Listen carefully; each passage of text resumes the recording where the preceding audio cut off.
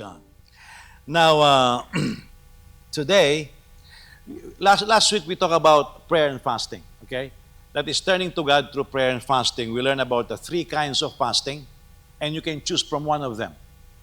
It's a powerful tool, but as our bake sale shows, we love to eat. We don't like to fast. But in the nation of Israel, one day a year is the only requirement of the Lord. One day a year they will fast. And that is the whole nation focusing their attention on the Lord and seeking His face. And there's a great reward in fasting. Now, today I would like to look, following that thought, on the idea of restoration when one turns to God. Now, restoration can happen on different levels. It can happen on a personal level, family level, community, even national or societal. Okay? Like maybe you have heard of the phrase, especially in this period of presidential contest. You have heard the phrase, let's take America back, taking America back, or take America back to God.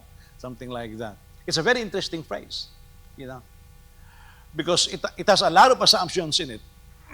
I don't know how much I would take from that. For example, if you say, let's take America back to God, you're assuming America was with God. Otherwise, you will not take it back to God if it wasn't from God. Like if something was stolen from me and I'm taking it back, it's because it belonged to me. Okay?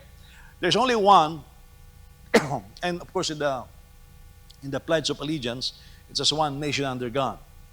But there is only one nation under God I know in all history, and that is the nation of Israel. Okay? And of course, we put that in the Pledge of Allegiance. By the way, that's not original. You know that, right? Because those of you who studied your U.S. history, the Pledge of Allegiance was written by a French something, I think Francis Bellamy, and it's called a Pledge of Allegiance that can be used by any country. Okay, so I pledge allegiance to the flag of the Republic. That's what it says. That's the original version, 19th century. And then 1923, it was adopted for the U.S. I pledge allegiance to the flag of the United States of America and to the Republic for which stands one nation. Okay? There is no under God in 1923 or 1924. But in 1953, because of the communist threat, President Dwight Eisenhower urged the Congress to put it in the Pledge of Allegiance. So in 1920, they say 23 or 53, in 1953, that phrase, under God, was added. So it's fairly new. Okay? So originally, it wasn't there. So the under God is a new concept. Okay?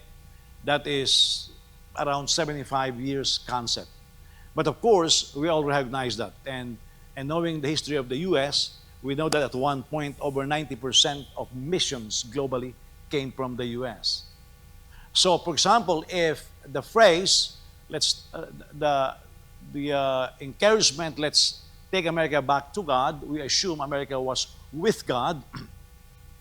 And if America was with God, then we are taking it to God, not to anything else, not to any political party. I know that some of you are Republicans, some of you are Democrats. I'm neither. I'm not a Republican and I'm not a Democrat. I'm just a Christian, okay? I vote what I believe is right. When I was at Regent University, you can almost think it's a school of the Republican Party because, now considering the background of Pat Robertson when he was alive, that family was a Democrat country, so Democrat family. Senator Robertson, his dad, was in charge of the Finance Committee before from Virginia, and they were Democrats. But that was the time when Democrats were conservatives. We still have conservative Democrats today. They are called Blue Dog Democrats. And you know what happened? Obama destroyed the Blue Dog Democrats. Remember Shewstock from Michigan, the congressman from Michigan? He was asking Obama if he will guarantee that he will not use tax dollars for abortion. And Obama says, don't worry about it. I will even issue us an executive order that the U.S. tax dollars will not be used for funding abortion, especially overseas. And so Shustak agreed with Obama on the Obamacare. Well, after it was signed into law, Obama came out and says, I could no longer uphold the law or execute the law. Well, that is what he was sworn in, you see. But that was the change that took place. And so campaigning on both sides, the Democrats will call the Republicans devils, and the Republicans will call the Democrats devils. For all we know, all of them are devil, you know. We don't even know what's going on sometimes because if you listen to the news, it gets you confused. So I think we need to, as Christians, we need to look at the scriptures and look at the guidance of the word of the Lord and know the Judeo-Christian background of this country. I told you this, I don't put, the Bible says, Psalm 118, do not put your trust in man. Do you hear me? Do not put your trust in man. Do not put it on princes. I mean, it's governmental leaders. Now, the Bible is very clear about that. So a lot of people have cast their faith on political leaders. They'll fail you, okay? Every level of society will fail you. Your parents will fail you. Your ministers will fail you. Your government leaders will fail you. Your school administrators will fail you. For as long as it is human, they'll fail you. That's why the Bible says, put your trust in God. And we know from knowing each other that all of us make mistakes. And so our faith has to be anchored in the Scriptures. Amen. When it is anchored in the Scriptures, then it is a solid rock that we can lean on. And so having said that and knowing what's going on around us, I think we have to put some perspective. I really don't like this congregation to be caught up in this political tug of war. Okay? I would that you're neither Republicans nor Democrats. I'd rather that your faith is not on the base of these political platforms, but your faith is solely based on the Scriptures. Now, as part of your right in this country, you ought to vote, but you should not vote blindly, okay? There will be no perfect candidate, but we have a perfect God. Now, in this week's stream message, stream.org, James Robinson warned that if we don't return to God, we are going to lose our freedom. Now, that's a very good write-up that he made, but very apocalyptic. Can you imagine if a Republican for him doesn't win this time, we will lose our freedom? I don't believe that a bit. Okay, he's a brother, but to my knowledge in U.S. history, we have had so many Democrats as president. We did not lose our freedom. So why in the world will I believe him? Because he's a minister like me, that if the Democrats win, we will lose our freedom. These are fear-mongings, okay? Now, he may be right. You know, so, there may come a weird leader who will come and say, I'm suspending the writ of habeas corpus, and I'm going to suspend a lot of your rights, and you're not going to be able to have a free speech and all of those things. It can happen. Everything is possible, especially for a wicked person. However, for me to just agree in saying that if we lose the election, the conservatives that is, we will lose our freedom, I think that's too much of a stretch. Okay? Just use your head a little bit. It's too much of a stretch. Because there has been a lot of Democrats president before, we never lose our freedom. Now, I'm just saying that to put objectivity on how we are processing a lot of this information, a lot of which are not based on truth. But if we look at the Scriptures, we will find what it says. Now, this reminds me of what America has become also for some people. By the way, for immigrants like most of us, okay? Most of you, you come to the U.S. to look for a better life. Because back home, especially in the Philippines, no matter how much you work, the income is not sufficient. I mean, it's just not sufficient. And so you come to the U.S. To find a better way of supporting your families. Back in Cavite and Tagaytay when we were scouting for some properties there. Anne's kuya is in real estate and other business. He was telling me that, he said, a lot of these new subdivisions, a lot of these new houses, they were funded by by foreign workers, meaning they could not build their house from Philippine income. They are being financed through workers in the U.S., in Europe, elsewhere, and they're sending money to the relatives in the Philippines. Maybe some of you are like that. While you're enslaving yourself here, you're sending money there, and they're building the house. Okay? And Ahmed said this, and this is a big problem, he told me. I said, why? What's the problem? He said, what if the economy overseas collapse? What's going to happen to these houses? And he said, they're going to be foreclosed because it is funded by foreign money. Well, the economy globally is in chaos right now, even in the U.S. So what's happening? A lot of the properties in the Philippines right now are being sold because there is no local income generated to pay for the mortgage, okay, and to finish those. That is what's happening. So the uber rich, what they're doing is buying out those properties for cheap sometimes and lands, and they're what we call as land banking, because real estate is not going to go anywhere. So it's one of the best way to accumulate wealth through real estate, And so that is happening right now in the Philippines. Why? Because those people have put their trust on their relatives who are working overseas. And a lot of overseas workers, like some of you allow your relatives to put their trust in you. And so what happened is, when you lose your income, bye-bye, We have to teach each other and encourage one another to put their faith in God. I remember the first time, after 8 years, I returned to the Philippines. I basically did not give my family anything. One of my brothers before was asking me, Kuya, can you please just give me $100 per month? That will be a big help to me. I said, no. I said, dollars don't grow on trees in the U.S. We have a store called Dollar Tree, but it's not, I was told $1.50, right? So it's no longer $1.03. It's $1.50 now.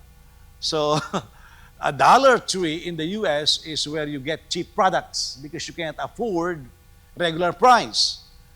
But some of us, incidentally, I think we brag too much. We allow them to believe that. And so we dole out money like crazy in going to the Philippines and come back here and work like slaves. I believe that is wrong. Okay, because I believe if a man will not work, he should not eat. But we have allowed those false hopes to generate. But America is still a place where you can really find, this is the only place, I think Hoffman states, I was reading on the story of the one who founded that. He came to the U.S., he doesn't know anything. He's very poor. So he printed a business card, a handyman. And so he started repairing.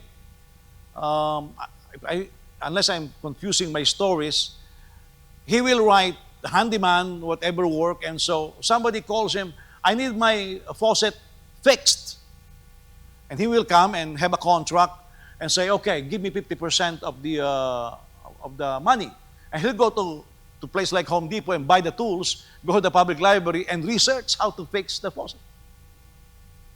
And he got into, how do you call that when you turn around houses?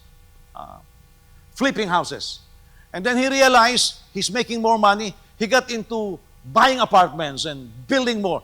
Hoffman State was founded like that, only in America. Perhaps you have heard the story of J.D. Vance from the Appalachian regions. And he was a poor boy growing up. And now he's running mate of Trump for vice presidency. That's only in the U.S. In the Philippines, they'll just kill you. We have the last presidential election. I think we have something like over 200 candidates. A lot of them were shot while campaigning. And so this is a different land indeed. It's a blessed land. The same thing with other countries. We have heard of that. So no wonder the place where most people on the face of the earth wants to come to find a better way of life is in the U.S. But that is changing. I mean, it is changing fast. On the faith side, there are multiple voices as to why they come to the U.S. For example, on my part, I know that before around 90% of missions was financed by the U.S. Now, my last read is only around 60%. The missions giving of Americans have gone down. It started during the COVID, and no, during the recession. I'm sorry. But then for me, the reason why I came to the U.S. educational opportunities. Yeah, I could not really find for my part a very good school in the Philippines where I can advance my theological studies. Okay, and it was the right decision because I don't know if he's still alive, but Dr. William Williams. Can you imagine that kind of name? Dr. William Williams. Their last name is Williams. His mom gave him the first name William. You know, not much thinking there. But he was the number one authority on the Hebrew language for the Assemblies of God years ago. And he told me this because he was my mentor in my advanced Hebrew class. In that class, I was his only student. So he was telling me, because I was matriculating my doctoral studies, and I was sharing him my struggles in application. And this old man looked at me and said, Jose, I'm very sorry. He said, I was in the admissions committee for certain schools, including Fuller Theological Seminary. And he said, I'm sorry to tell you this is not true, because I have traveled overseas and I have known non-American Christians, and he said, it's not true, but this is how we think. This is how we are told to think. I said, what's that? If you are not an American and you live in a third world country, we look at you as one or two steps lower than us. I said, what do you mean? Oh, he said, I'm sorry, Jose, that's not true. But that is how we evaluate the students. And I look at that and I said, whoa, that's the land of equal opportunity, looking at us as not equal, you know. And this, when you begin to encounter experiences like this, you begin to evaluate and analyze current events and history and where you want to go, okay? But I'll tell you this, I am very blessed to be able to matriculate my advanced studies in the U.S. In fact, if I am younger, I would take more degrees after I finished my second degree here. I told my wife, I think I want to be a lawyer, you know, because I saw that there will be a great battle in the legal arena as far as the Christian church is concerned. That's what I see. And it's already taking place right now. So I say it will be great if I can have a law degree. So I don't have to worry about certain things. And my wife says, you can do it. Go get some law degree, you know. I said, it's easy for you to say. I'm old, you know. I think I was on my mid-50s already during that time. So I said, no more chance for me, you know. But I have a son. Hopefully, he will be true to his dream or hallucination that he will be a lawyer. And that is just the way I see it. But I was truly blessed to be able to study here.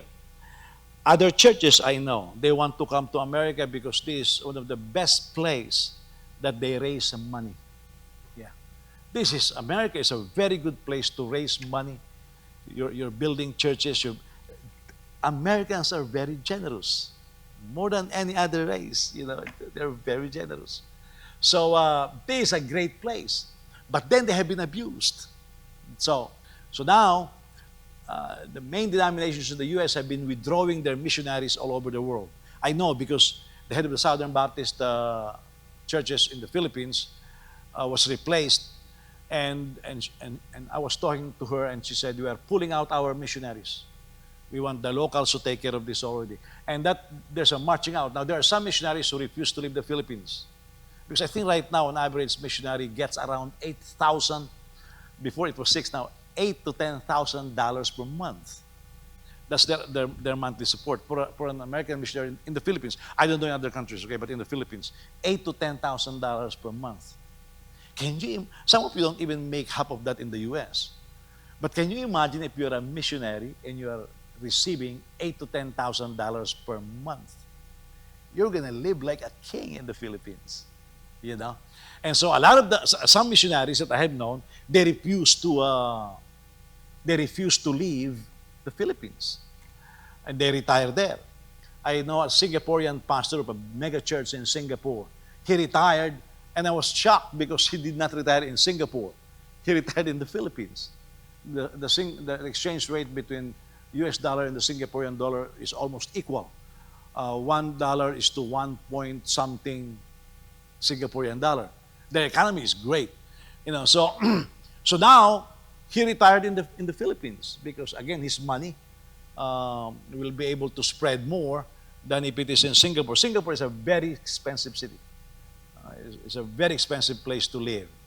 They call it a very fine city because you are fined for everything, you know. I don't know now, but before you go to the public restroom, I don't know now. I did not test it because whenever I use the restroom there is no police, you know. So before, if you don't flush your toilet, you will be fined 50 Singaporean dollars. You don't flush the toilet. Yeah. You chew a gum, you will be fined. You litter on the street, you will be fined. That's why it's called a fine city, you know. But it's a very interesting place. But America is still the most ideal place for a lot of people to find opportunities. Now, on the other hand, for decades now, there were warnings. I've told you about an Indian minister. He's called the Apostle with the bleeding feet, Sundar Singh of India. He will walk from India to Tibet on foot to preach the gospel. He has been stoned. They have attempted to kill him. And finally, the group of the Dalai Lama in Tibet caught him. There's a movie that was made. You know, last Sunday you guys watch the movie Peace Child. The story of Sundar Singh is much better than Peace Child. It chronicles his missionary journey, okay, on foot. And the Tibetans caught him and put him in a well, in a dry well, without water. And no food, no drink has been there. And he told himself, I'm gonna die now. So it's been there for so many days.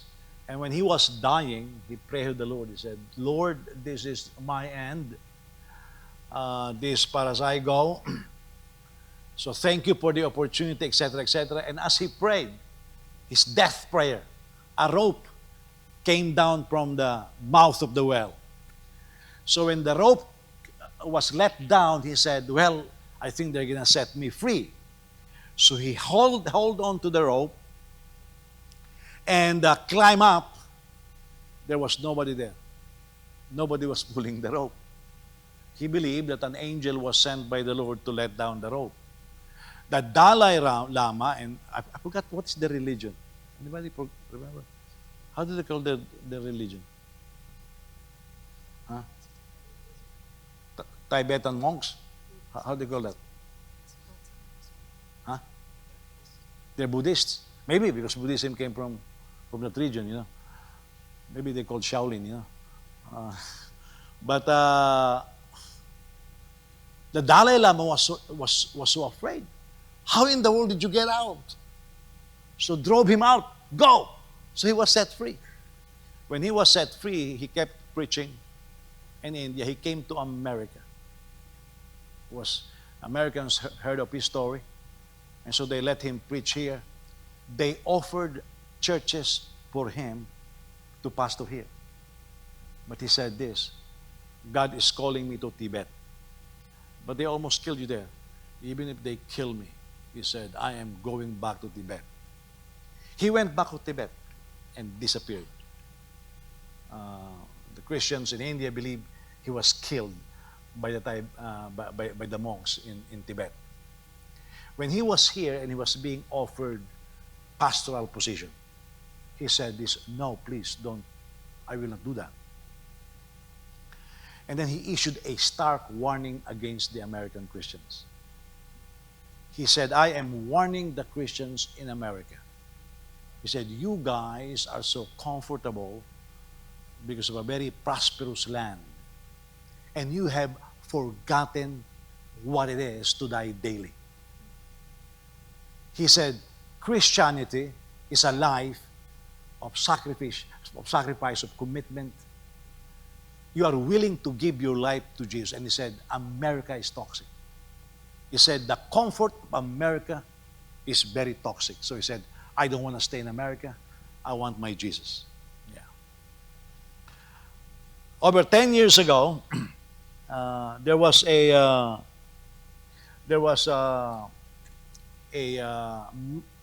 missions conference held in Singapore.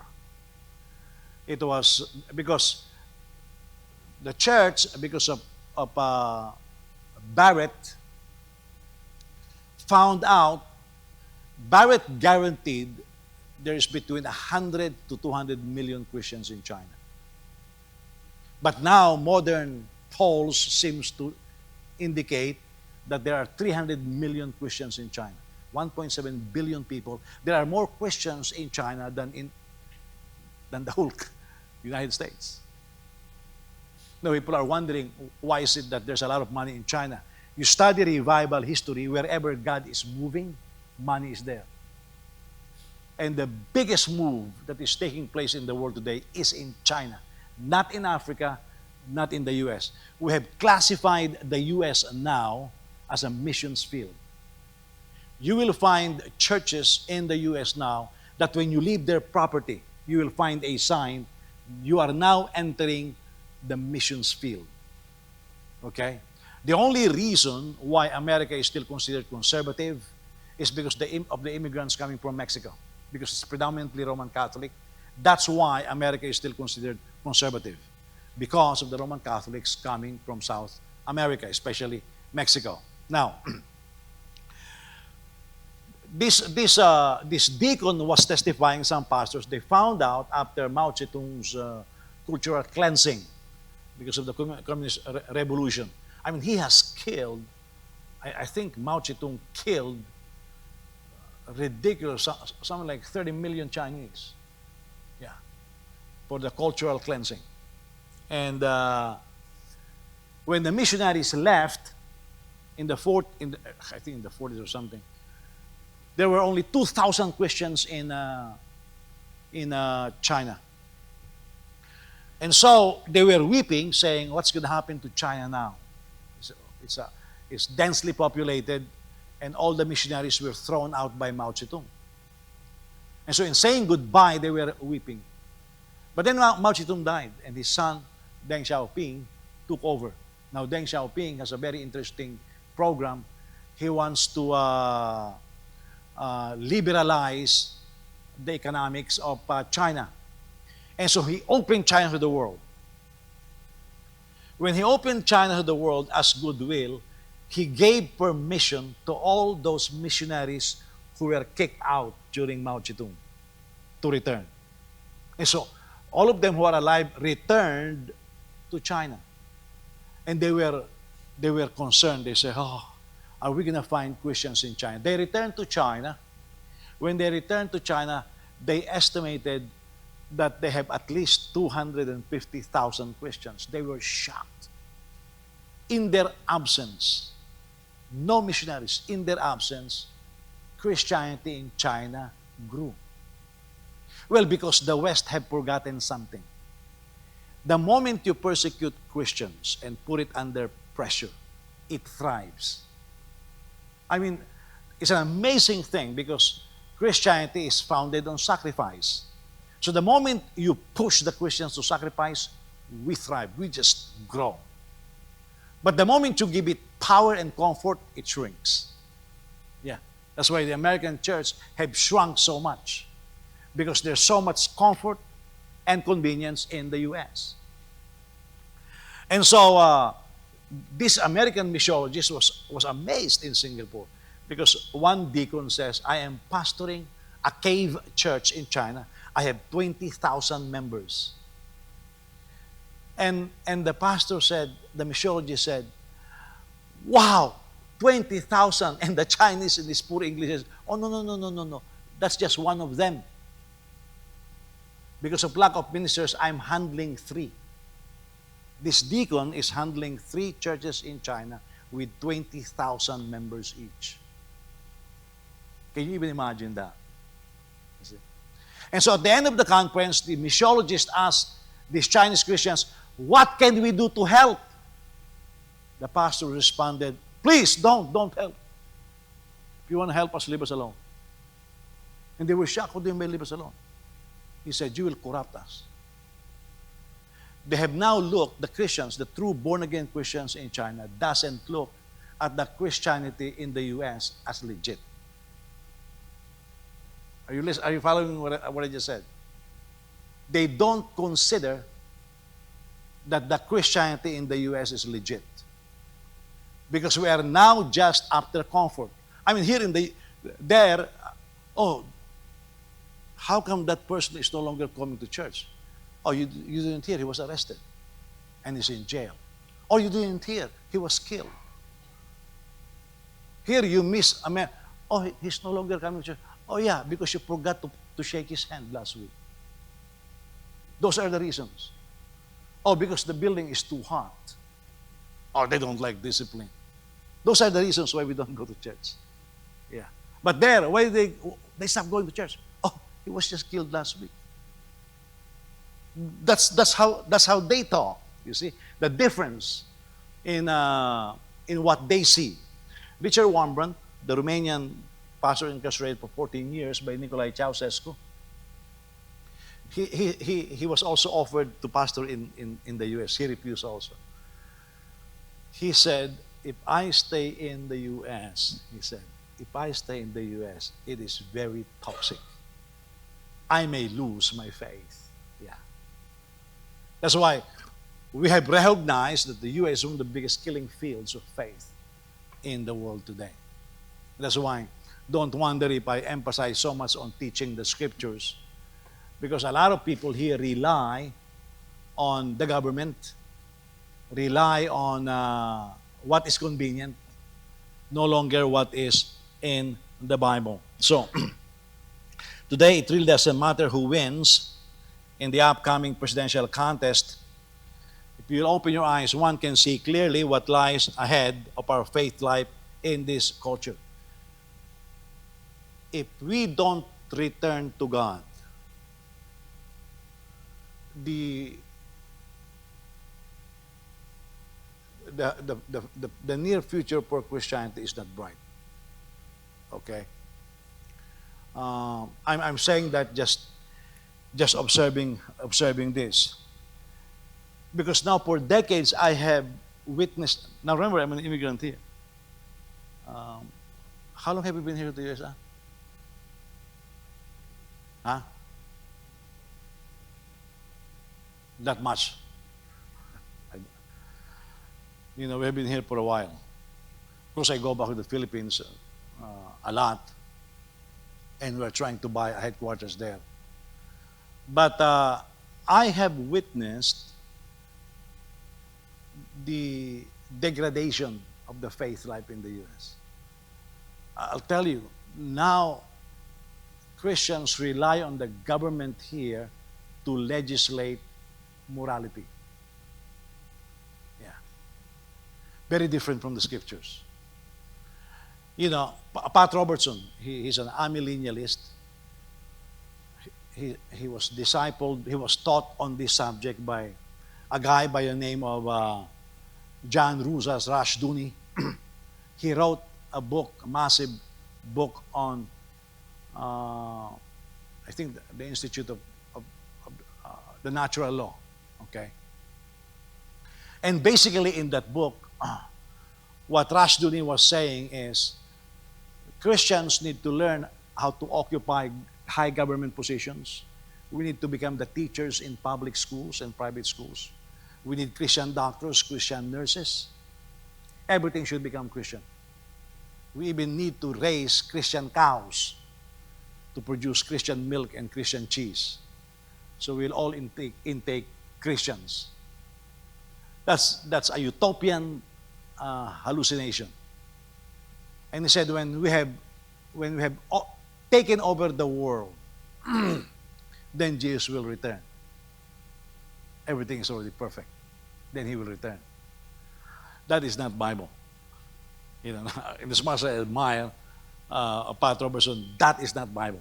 Before he died, he believed that we are already on the seventh trumpet judgment. Okay, so these are the things that are going on, and so there is this belief among conservatives: we need to elect Republicans. I'm telling you this: the Republicans will disappoint you.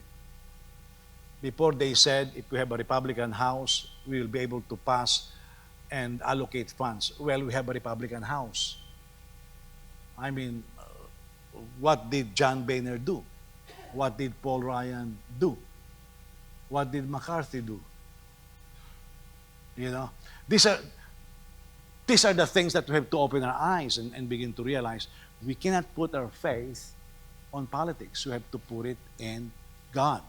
And again, vote with your conscience and vote what you believe is closest to the faith and the recognition of human rights. And so now, I recognize that there are pockets of believers, though, who still believe that God intervenes in human affairs. And if He does, then we better march back to the Lord.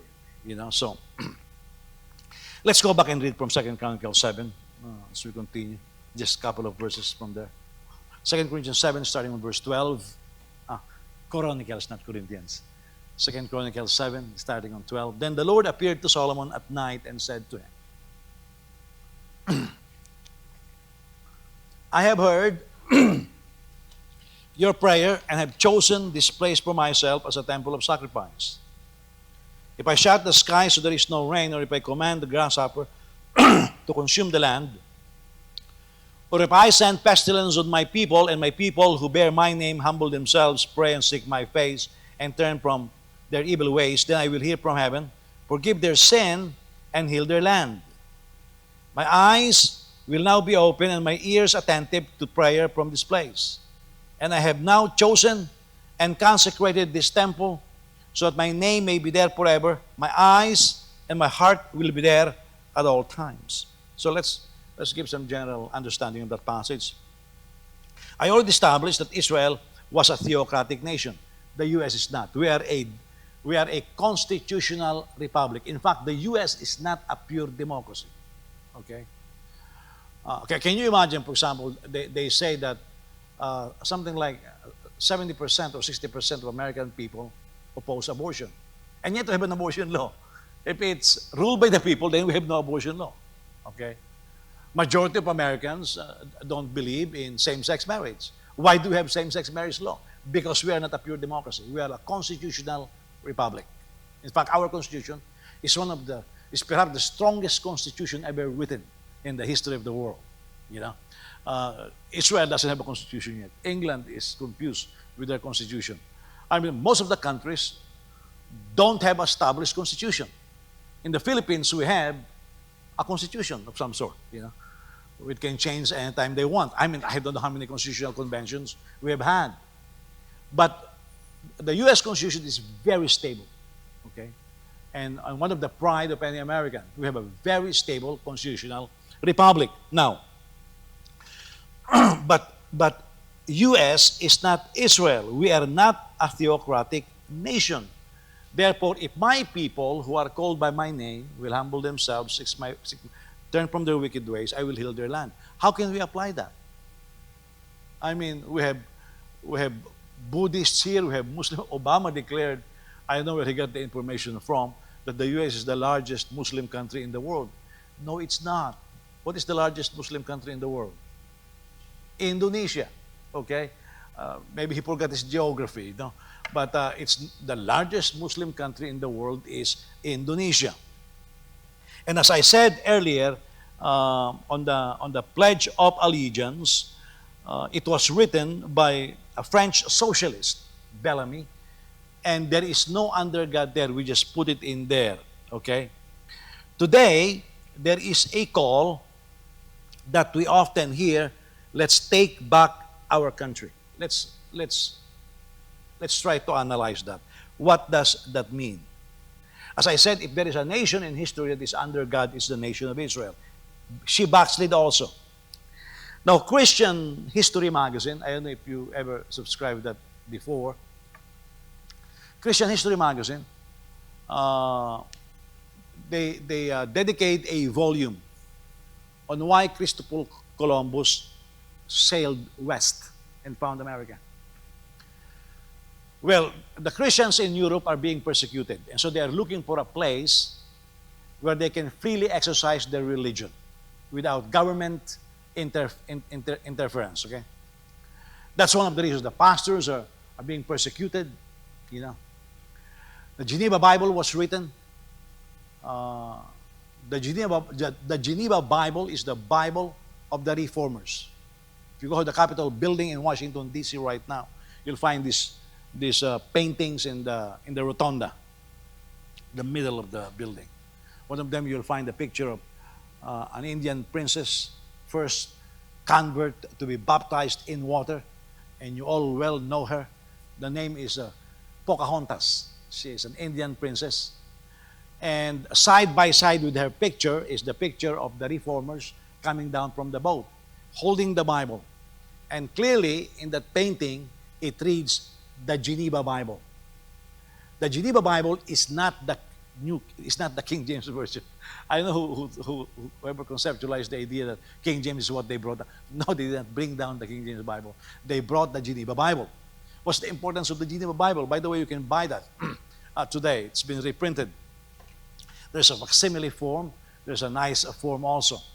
But the Geneva Bible, it has the commentaries of the Reformers, including John Huss, Martin Luther, and all of those people who were voicing their opinions against the tyranny coming from the king, tyranny coming from the government. So it looks like a rebellious document with the Bible as the main text. Okay, that's why they hate pastors in Europe, and that's why they don't like pastors in the U.S. Maybe you have heard of what they call as the Black Robe Regiment. In your history class, the Black Robe Regiment is being revived right now. It's a group of pastors who are speaking out against the tyranny of the government. Some of the first leaders of the American Revolution were pastors. And I told you the story of Benjamin Rush. The Declaration in Philadelphia, the Declaration of Independence has been signed. I think what happened also is the king attacked the Americans, the bombing of Boston and all of those things. And so he rushed to his church in Philadelphia, mounted the pulpit. You'll find this old Presbyterian churches here. They still have those pulpit that you go on a staircase and you preach. Some old Catholic churches are like that. So you mount that and then you preach. The church where I officiate the wedding of Pastor Gino, it's the same concept. So after you mount it and preach, so you have your black robe. After you preach, you will go down, and on the backstage, that's where you derobe. You remove your robe and common clothes. Well, Benjamin Rush, he was a colonel in the revolution to begin with. He began to say, the king attacked its subjects, so we have to fight the king. And so he said, we have declared independence and we have signed it. And he said, we're going to fight England. And he said to his congregation, those who are with me, fight with me. And in front of everybody, he derobed. And it shocked everybody. When he derobed, he has his military uniform, and then he's got his musket.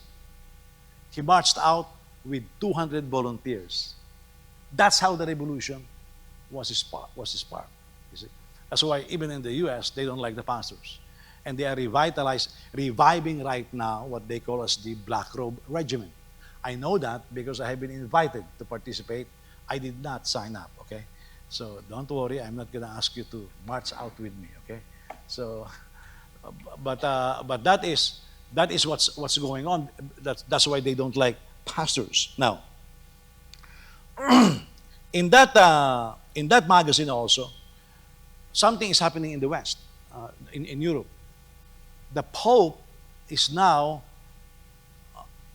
heavily considering kicking out all the Jews from Rome. They will cleanse Rome of all the Jews. So the Jews who have made money, I mean, they go anywhere and make money, they survive. They begin to say, where are we going to go? Because the other countries in Europe don't like them. And they heard about Columbus. And so they told Columbus, find a land for us where we can be replanted. Most of the ship that Columbus sailed on were financed by the Jews, except one. Yeah. They were looking for a land where they can settle. And so, the Judeo-Christian root of the United States of America. But remember this.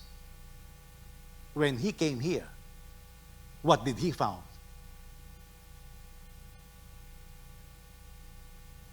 What did he find? When he came here? Huh? What? Gold? No. You know what he found? Indians. There are people here already. Okay? There were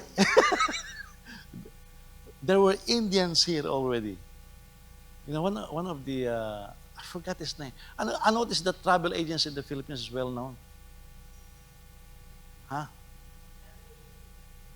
Yeah, that's very well known. It's named after an American. I forgot. Huh? Thomas Cook. Thomas Cook traveled America, and he was shocked. He did not finish going to the whole land. Thomas Cook says, what a paradise. He was shocked. He said, everything that we need is here. And he was not able to finish traversing the land because of such minerals, such resources available in this country. And he was one of those who called this a new paradise. Okay? Well, incidentally, geographically, you can say that America is still east of Eden. Okay? So, you know what east of Eden is. That's where Adam and Eve were thrown out by God after the fall. So, he was amazed. This is truly a marvelous land, and so that's the beginning of the nation. However, we know that some pilgrims reach Virginia Beach, Jamestown. That's the popular place that people go where supposedly the cross was first planted and the pilgrims first landed. That is not true historically. It's in Virginia Beach. So when the pilgrims landed in Virginia Beach, they were about to disembark, and the chaplain says, hold it, he said. Before we disembark, we're going to make a cross. So he scrapped from the wood of the wreckage and raised a cross and planted the cross in Virginia Beach and began to pray and said, Lord, from this land, we dedicate this land that the gospel will be preached to all corners of the globe. That prayer was fulfilled. Yeah. He was a great-great-great-grandfather of Pat Robertson, not knowing that his great-great-great-grandson will be the one to fulfill that vision. And so, we know of the Judeo-Christian roots in America. However, we also know that to do that, we have to kill Indians and we have to put them in reservation camps as a final compromise. Okay? So, now, the most basic of all leadership context is based on faith life is in Matthew chapter 20, verse 25. Jesus came, Jesus called them over and said, you know that look at the distinction that Jesus is making. Jesus called them over and said, you know that the rulers of the Gentiles lord it over them, and those in high positions act as tyrants over them. It must not be like that among you. Look at that sharp distinction. It must not be like among you. Okay? On the contrary, whoever wants to become great among you must be your servant. And whoever wants to be first among you must be your slave. Just as the Son of Man did not come to be served, but to serve and to give his life as a ransom for many.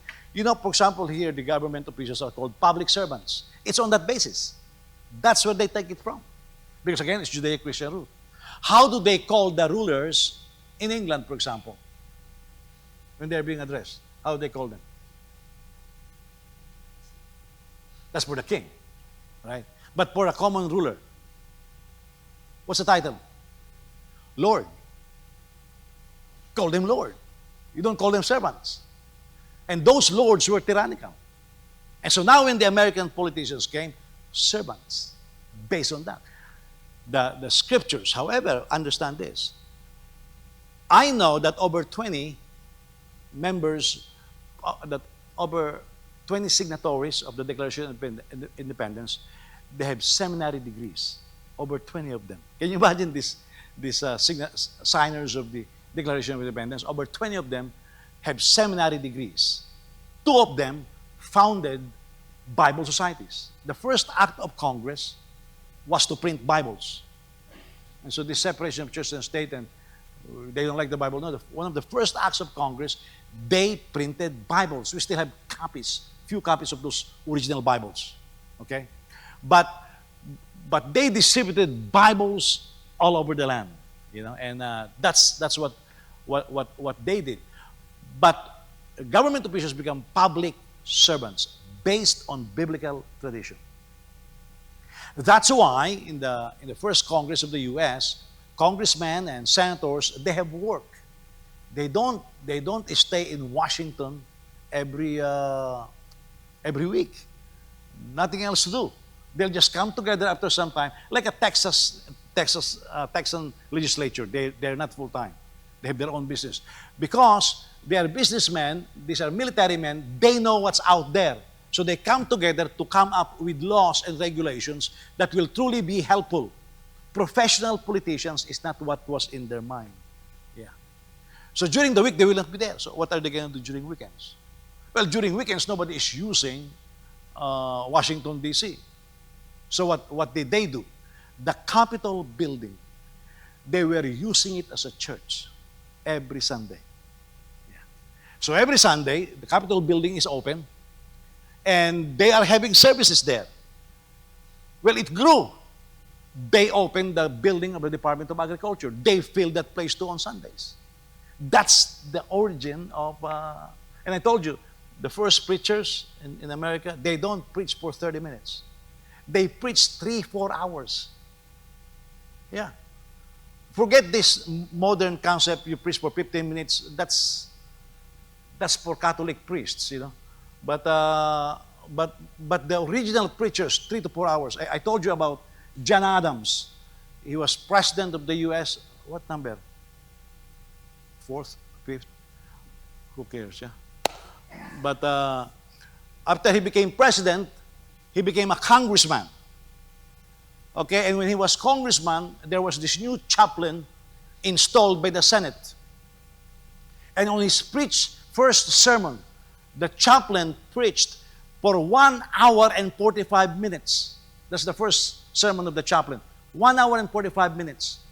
The following Monday, John Adams, as a congressman, wrote a scathing op-ed in the newspaper. Upset, how dare this new chaplain preach just for 1 hour and 45 minutes. You know why? He was used to preaching 2 to 4 hours. And so he thought, when this new chaplain preached for only 1 hour and 45 minutes, that was a backslidden preacher. You see? But right now, everybody wants a 15-minute sermon. If you want a 15-minute sermon, you don't come to Lion's Ark.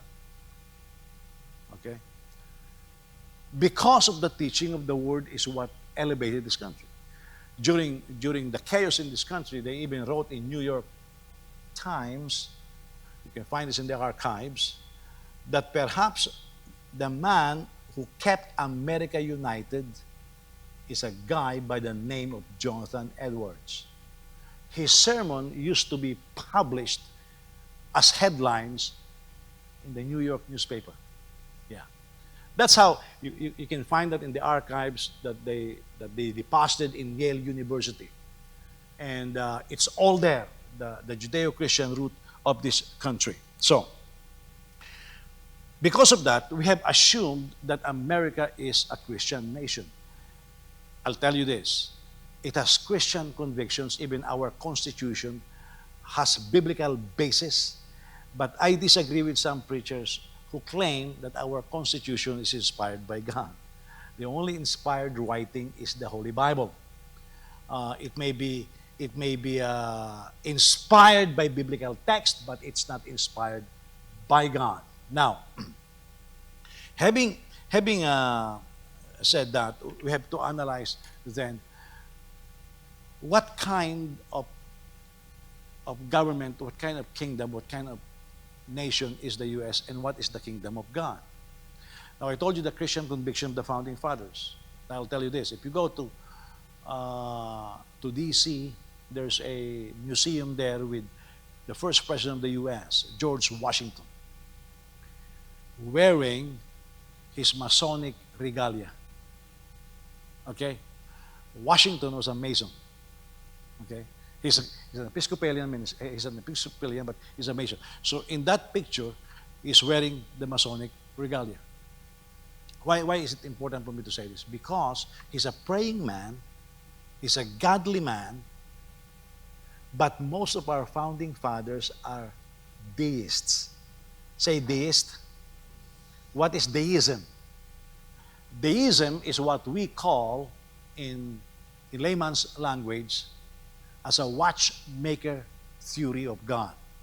What is the watchmaker theory of God? God is the maker of the watch, after which the watch runs by itself. He doesn't take care of it anymore. It's the theory that God doesn't care. Okay? So now it is left to us to do whatever we want. That's why in the American concept, what is this? The Declaration of Independence, it says, it's self-evident, the inalienable rights. What does it say? Anybody remember that? I'll find it out later, we are endowed with our inalienable rights, which is self-evident, right? The pursuit of happiness and all of those things. You know that word self-evident? You know what that means? It's reasonable that all men are created equal. That is one of the favorite terms of the deists. It didn't say, the one who wrote the Declaration of Independence did not say, it is scriptural that all men are created equal. He didn't say that. He says it is self-evident. Self-evident can be translated, it is reasonable. Human reason, you see.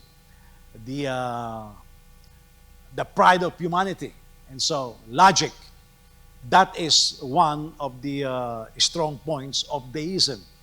And so, a lot of our founding fathers are actually deists. The watchmaker theory of God. Okay, so let's talk about the kingdom of God as differentiated from the kingdom of this world. Pilate challenged Jesus, if you are a king, are you a king? Because if you are a king, we arrested you. How come nobody is here to rescue you? Normally, if a king is captured, the kingdom will rescue the king. We know that when was that the Lionheart?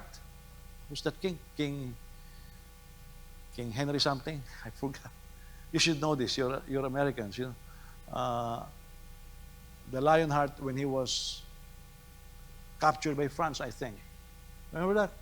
You know this. Where's James? You got a 5.2 in your A, huh?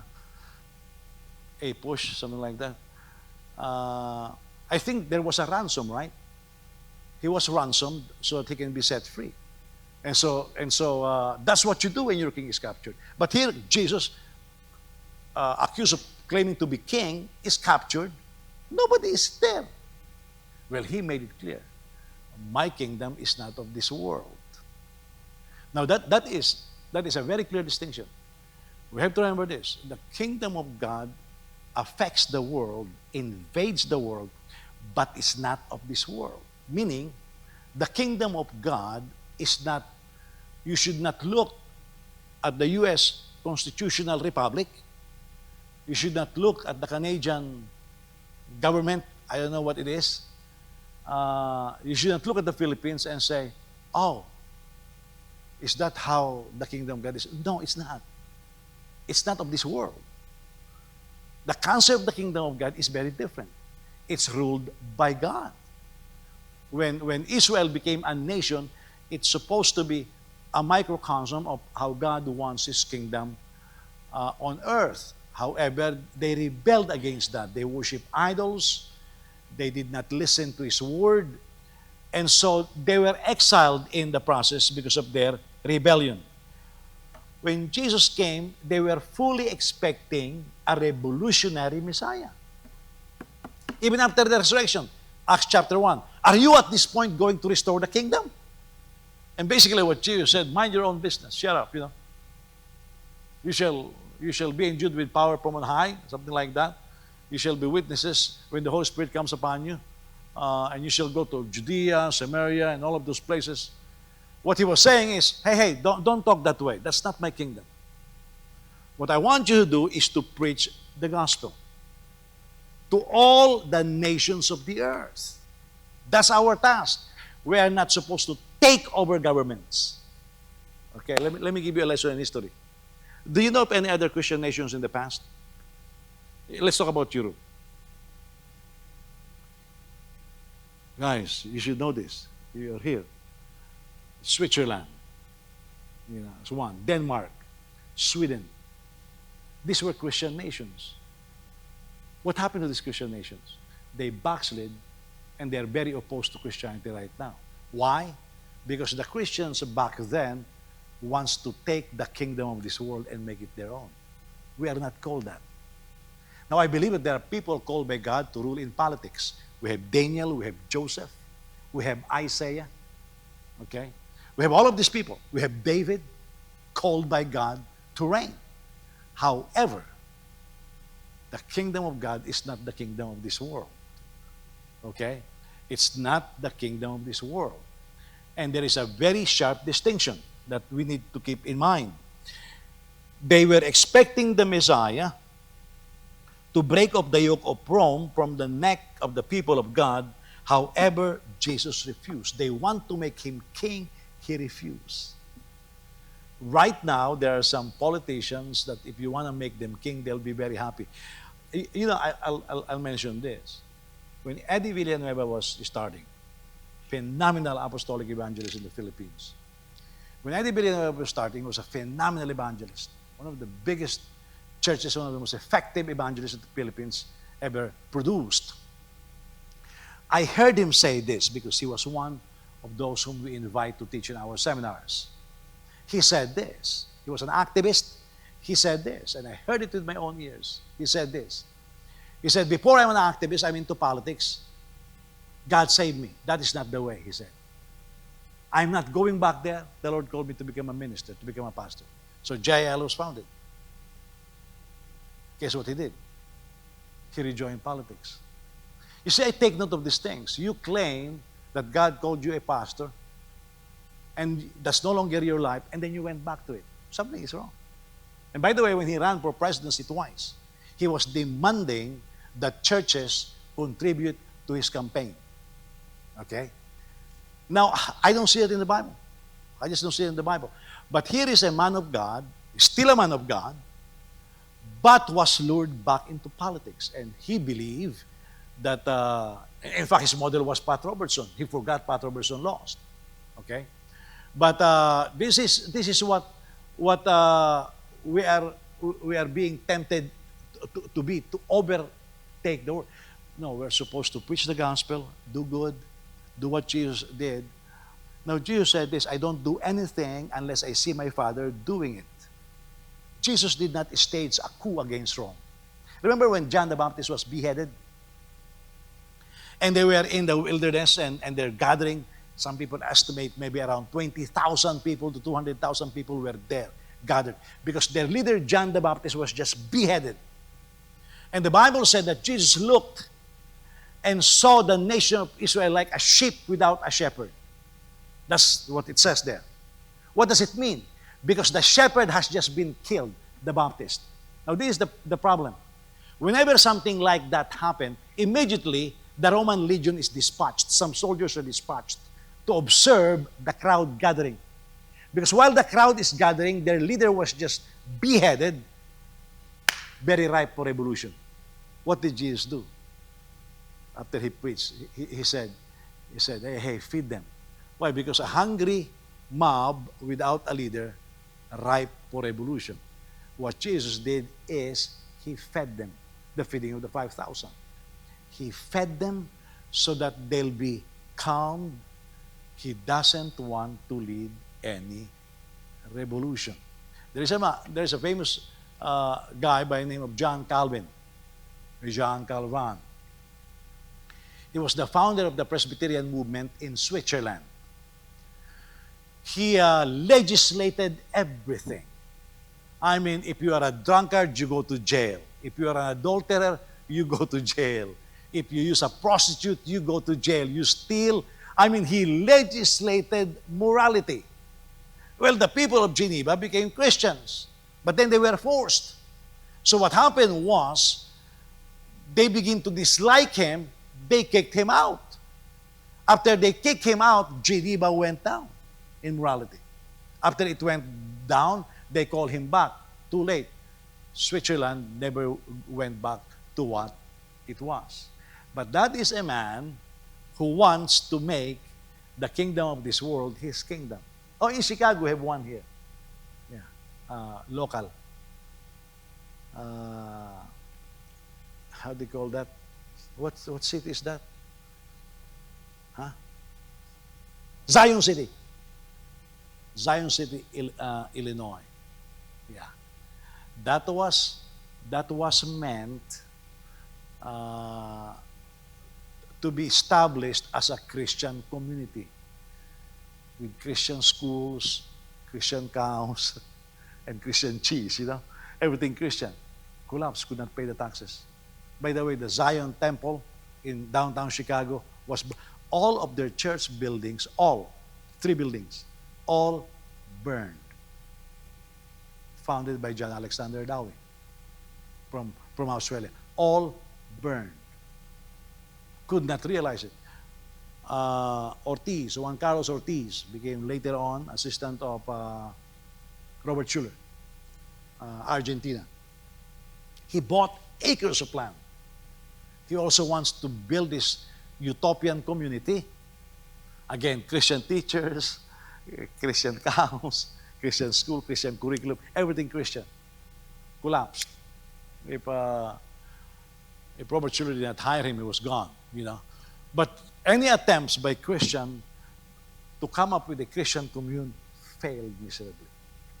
Why? Because our calling is to go out. You know why we gather here?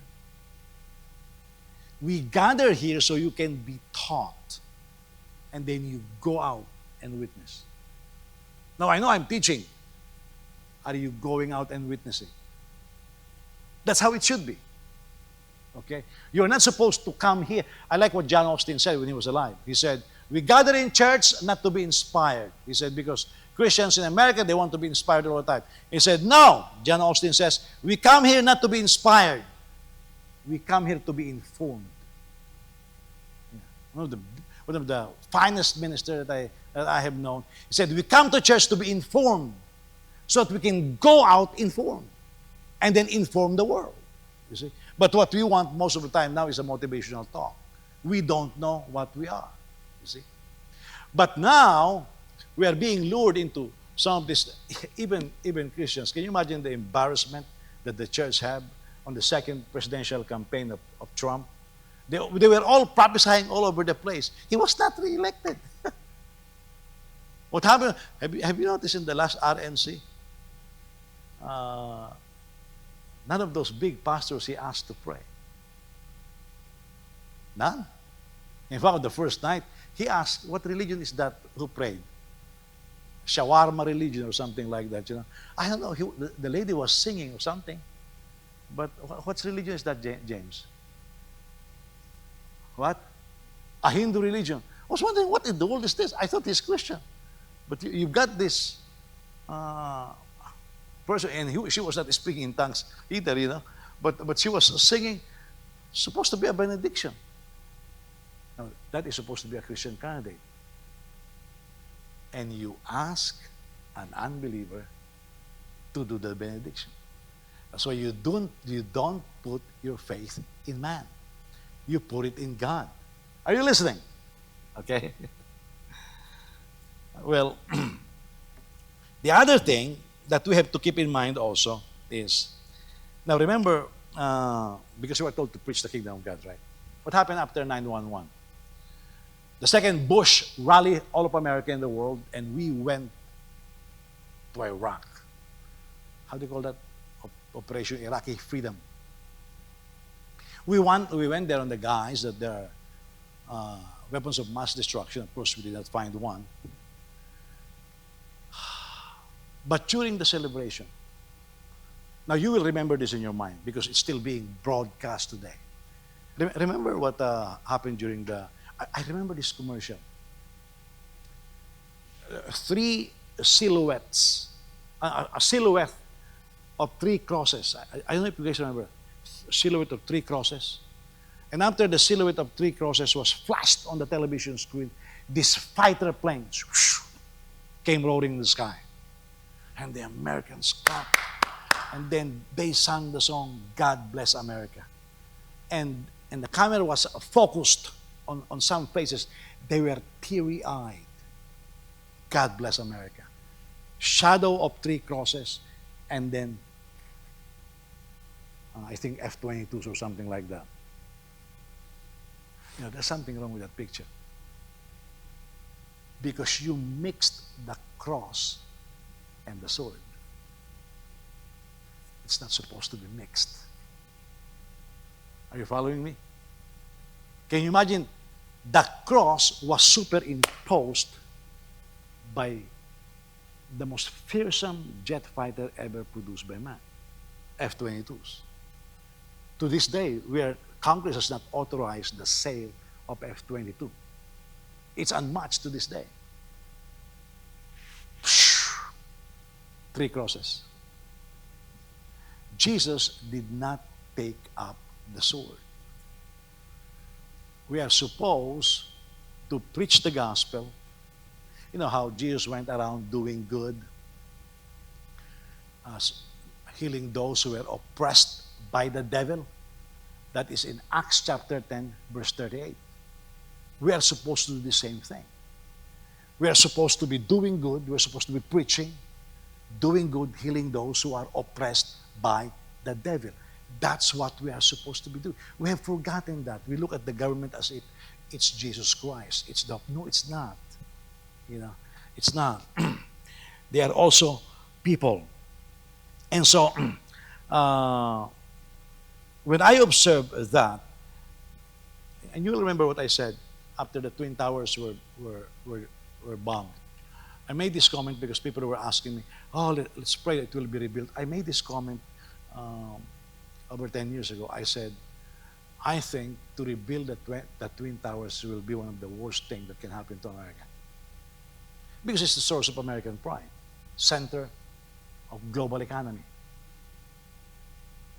And if you listen to some of our patriotic songs, it's almost worshiping the U.S.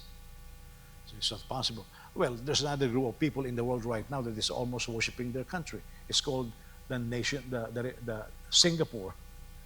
You listen to Singaporeans, their government, which is a very good government, I mean a very good government, the Singaporeans is almost worshiping their government. I mean, you don't go against the Singaporean government in front of a Singaporean. They love their government, you know. The only thing that they're doing is not bowing down and worshiping Lee Kuan Yew or somebody else, you know. But this is a different world that we're living in right now. If you look at our patriotic song, it's almost as if we are ready to worship the U.S. That will be wrong. You see, we should still put our faith in God. Why is it relevant? Because we want to take back our country to God. Now, if you look at that, you bring it back to Judeo-Christian Christian roots. Now, with that picture that I showed you in the commercial, when Jesus ascended to heaven and dispatched the church, okay, boy, we made noise. They were complaining to Felix and Agrippa. These were the men, referring to Christian witness, who are turning our world upside down. Now, during that time, the church was under intense persecution. You know what Paul did as Saul of Tarsus? He was putting men and women in jail, killing Christians. The first Christian martyr was a deacon by the name of Stephen. Peter and John were arrested. They were being threatened. Don't preach about this name.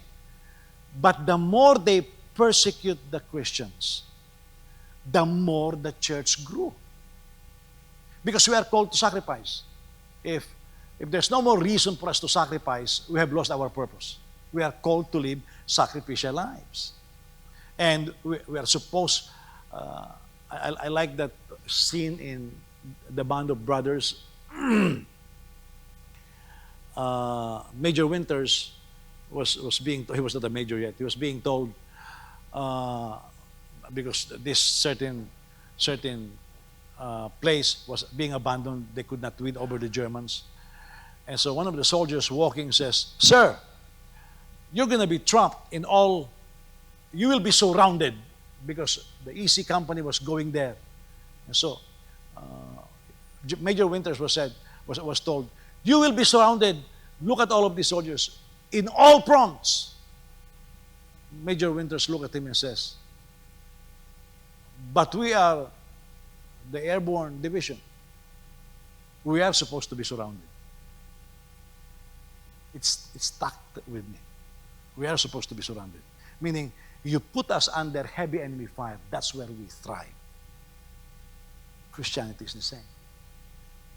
Yeah. When Jesus left and we are under intense persecution, the church grew by leaps and bounds. We cannot trust any human being. We cannot trust any government. We cannot trust any support. We can only look up to God and trust Him. We are sick, we have to look to Him for healing. We are hungry, we have to look to Him for food. Different now. We are hungry, go to public aid. Go to the food pantry. There were no public aids and food pantry in those days. They had to put their trust in God. And so Christians were so honed into trusting God. We continue to thrive until one day, in a battle, the Western and the Eastern Roman Empire, Constantine came in the scene, and he claimed he saw a vision of the cross with an instruction, with this conquer. I'll tell you this, I never believe in that vision. Because I look at my scripture, Jesus will never say that.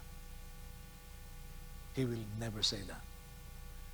And so some are actually chronicling that and saying that he wants the support of the Christians and the population, who is becoming more and more influenced by Christianity, by saying that he was able to gravitate support.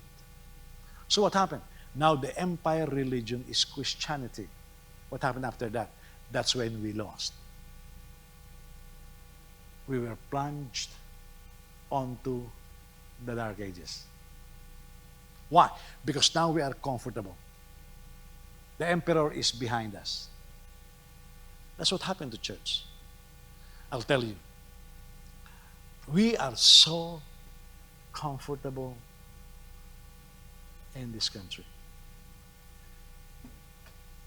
When was, basic question about kingdom of God, when was the last time you witnessed? When was the last time you did something sacrificial for the kingdom of God? Basic question. If you cannot answer that, we have lost it. Because we are supposed to be surrounded. Yeah. Satan hates us. We are supposed to be surrounded. And the moment we are surrounded, we put our faith in. That's why, it's so lousy when, I'm not gonna go to church because my wife is upset. My husband is upset. What is that?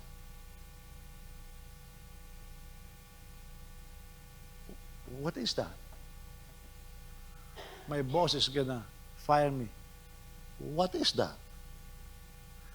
Oh, the usher did not shake my hand. What in the world is that? We are supposed to be surrounded. Because the Bible says, Jesus himself said this, he who wants to live godly will suffer persecution. Yeah. Some of you are even upset when I speak about LGBTQ. Shame on you. We are supposed to be surrounded. We are supposed to thrive under pressure. We are supposed to live for God. We are supposed to be upholding the gospel. Are you listening? Because the moment we begin to understand this, then when we begin to shout, let's take this country back to God. Now we will have an understanding. Where we are taking, because where are we taking this country back to? Unless we know that, then we are also lost. Okay? Well, it's 12:30, so we'll continue tonight. Praise God. Hallelujah. There's a lot of